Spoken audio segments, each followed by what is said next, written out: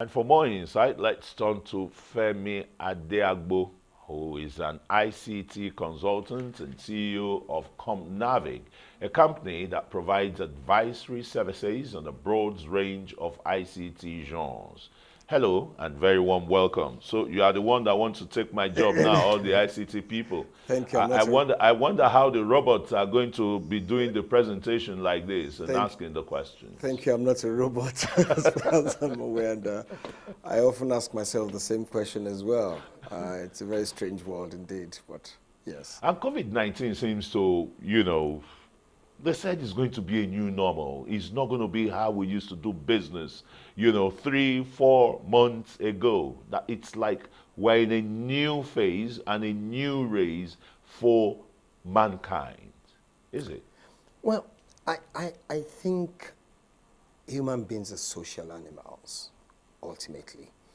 And I think unless another pandemic is around the corner, maybe in a few years down the line, I think we will see the back of this one and return to some relative normalcy. Well, pandemics never last. Yes. After a while, whatever the destruction they live in their thrill, human beings Absolutely. would rise again and continue Yes. like normal. But what surprised me actually, feeding into the artificial intelligence and robotics thing, is that I would have thought that with the amount of computational power we have out there, that this virus could have been modeled in a sense, in a technological format.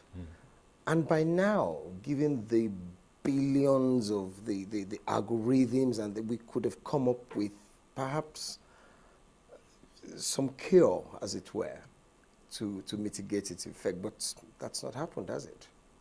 Well, I should be asking you, really. You're interrogating. You are the expert here. It's a strange one. I would have thought so by now. Given the amount of computational power we have, we would have been able to put this artificial Partially as intelligence. developed by the Nigerian Philippe Emeagwali, Yes, right? yes. The algorithm, the computer we would have been able algorithm, to and put the this. I'm sure. Yes, I mean, Yes. all the scientists, the AI, So when I everything. hear next year, middle of next year, I'm like, sorry, this is strange. So maybe at times technology is over. Rated? I wouldn't say overrated. Probably over. Maybe the expectations at times do not actually match The reality on ground. when the time comes. Well, yes. that's what some journalists are already saying across the world, particularly in England, where this first robot step, to function in the place of the human journalist, are saying that this isn't going to last. How sustainable will this be, really, in this profession? Personal opinion, I don't think it's sustainable. I think the intersection of robots or artificial intelligence and human beings should be collaborative, not competitive. So you would use artificial intelligence, for example, for a lot of data mining, maybe for fact-checking some things, and a lot of other things that aid The human work. the human work to become more efficacious. But when it becomes replacement, you start asking yourself, so where's the human Elements and element? control here. Okay, so you become more efficient, the companies make more money, you save on salaries, and then you create a society that is more steeped in potential poverty, job losses. So yeah. I'm a technologist, but I like to put a progressive, a human wrapper face, around yeah. it. And I think at times the dictates of commercialism, increased profits, competition. But that is what this pandemic, Yes. is teaching the world right now. Like in the advanced countries, it's been said that if you have 100 employees and you discover that 99.9% of them can really work from home, why rent an office of over $1 million per annum? Well, it will, should I say, realign some cost structures. It will impact some industries, maybe bricks and mortar, But then when it does that, it displaces value to some other sectors. So you see an increase in logistics, for example. If you can't go to the shop to buy food and say it now becomes order online, somebody has to deliver. So the economy realigns to supply logistics. So the jobs may move in that direction. But of course, the man who has gone to the bank, collected loan, built bricks and mortar, may suddenly find they have to retool. I'll give you an example. There's a young man who's doing some amazing things. I think his name is Engineer Nwana or something, in Nwana. He brought some equipment in, apparently, for plastic, some other things anyway. And then this happened. And he had to retool and recalibrate it to start providing what was disinfection needed. chambers and what have you. I mean, you know, so it was very interesting yesterday because the Minister of Youth Development was, you know, quite actively looking at it as, because he's a young man, you know, as part of the Youth empowerment and encouragement and part of the inspirational things that the youth are capable of. So, you know, we may see a lot of retooling, as it were, but there will be displacement because of the pandemic.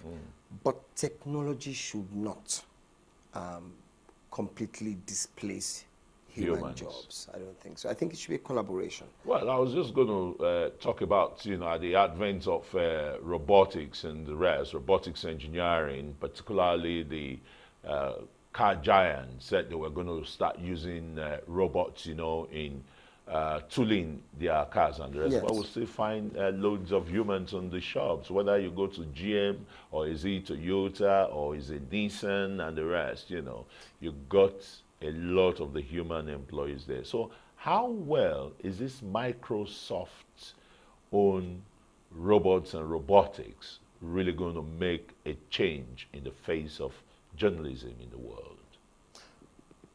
I think it's a blip. I don't think it's sustainable. I don't think you can replace a human being in terms of the nuancing, the investigative aspects of journalism, the writing of editorials.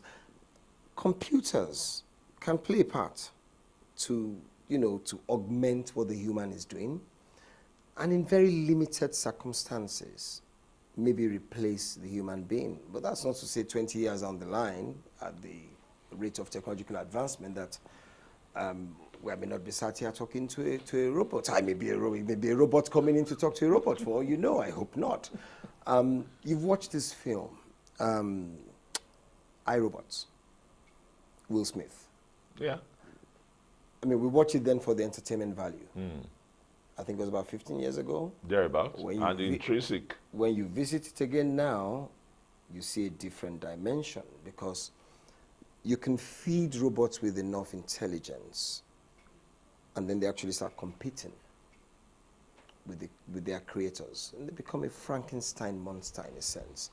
So I see the place for robotics in certain tasks. If you look at these mega factories you mentioned that make cars, I mean, there are just some things robots do that humans cannot do. I mean, it's not just possible. The precision, but at the end of the day, the human factor still comes in to evaluate what the robot has done, to, you know, even it out. And then there's something we call algorithmic bias. Understand that with this kind of Microsoft move, it's still humans who write the algorithms. So the computational models can still reflect the nuancing or the bias of the humans. So really, I don't think computers can ultimately take over. Not in that sense. If we're talking about tasks like cleaning gutters or spraying low-cost fields, you know, you can do it robots can, because then you free up the human time to do something more productive. Yeah.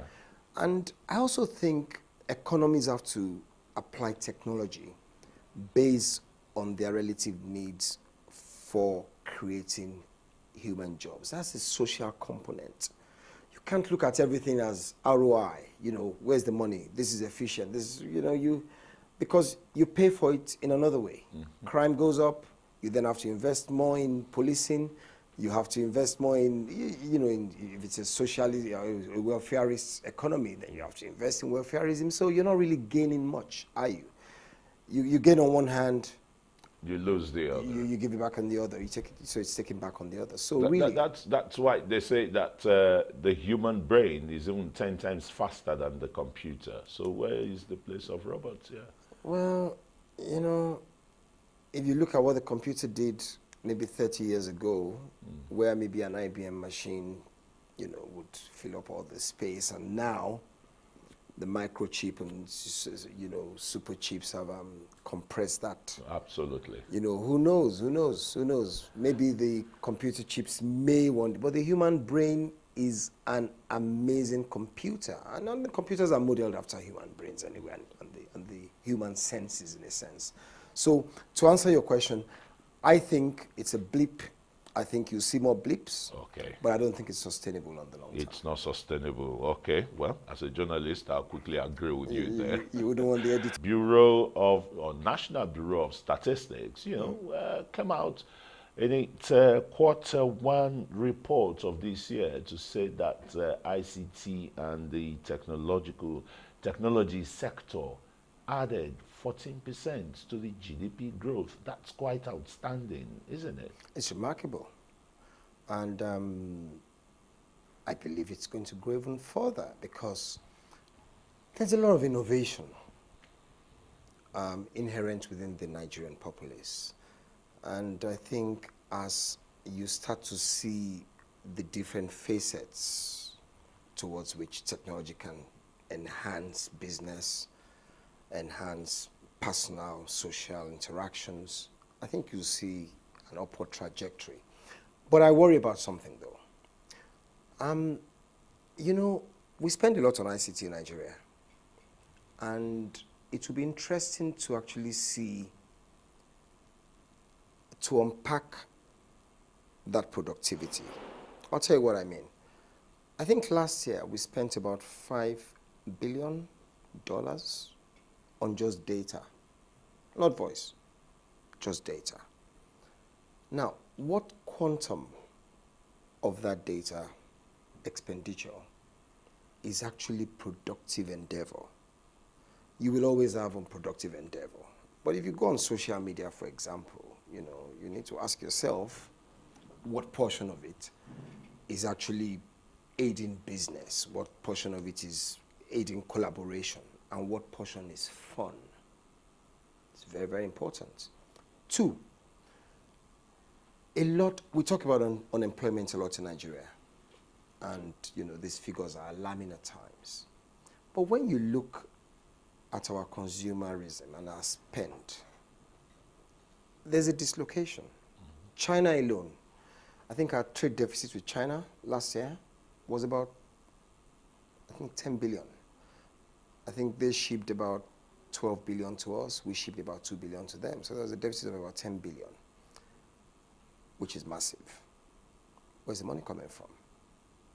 In a country that has those kind of unemployment numbers. So there may be a gap. A lot of business is happening online, on Instagram, on Facebook, and it's not been captured. So what you're saying in essence, digital marketing, for example, or branding is still low-key in Nigeria.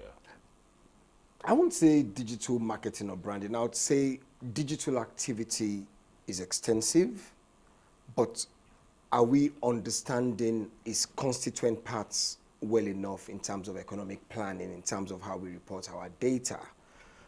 I'll give you an example. There are loads of people who sell all sorts of things online. You know, you want to order food, it arrives, you give them cash. Transaction is unknown to the economy. And some of these people are turning over millions a month. So transactions are unknown to the economy? Well, not unknown to the economy, but not captured in data, because a young lady, for example, who you know, maybe she cooks in her kitchen or something and has some clients, she delivers to them, you know, they order on Instagram. It happens in a month, maybe she's raking in about 600, 700,000, but she's unemployed.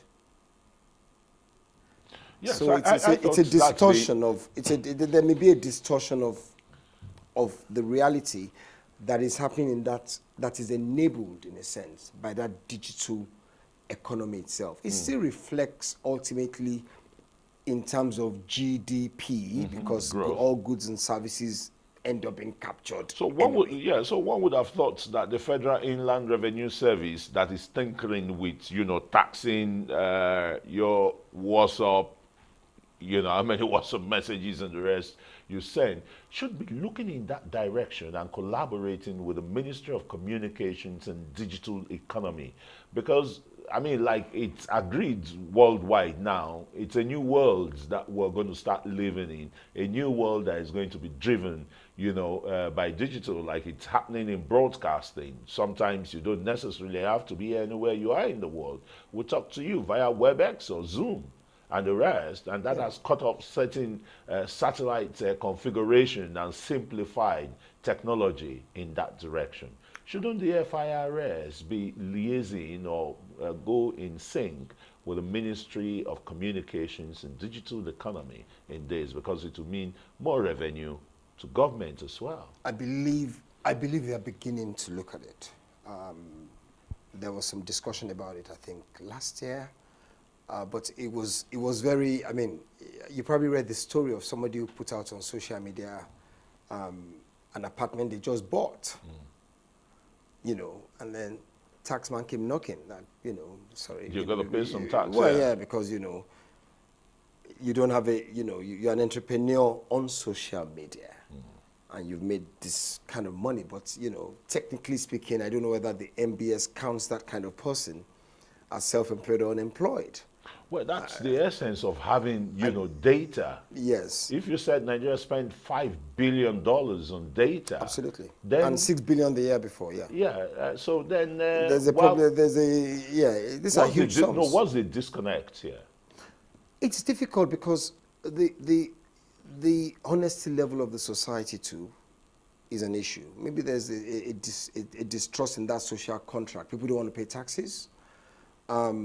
So maybe because the people are not seeing what their taxes are being used for. Well, yeah, but you know, the chicken come before the egg or the egg before the chicken, you know, so it could be a case of pay it first and then, you know, but that's a different discussion. But there's that disconnect. So people make a lot of money in the margins.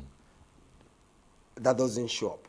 If you start saying, okay, I'll start asking questions about every bank account with a minimum of this balance, then people are not going to put the money in the bank.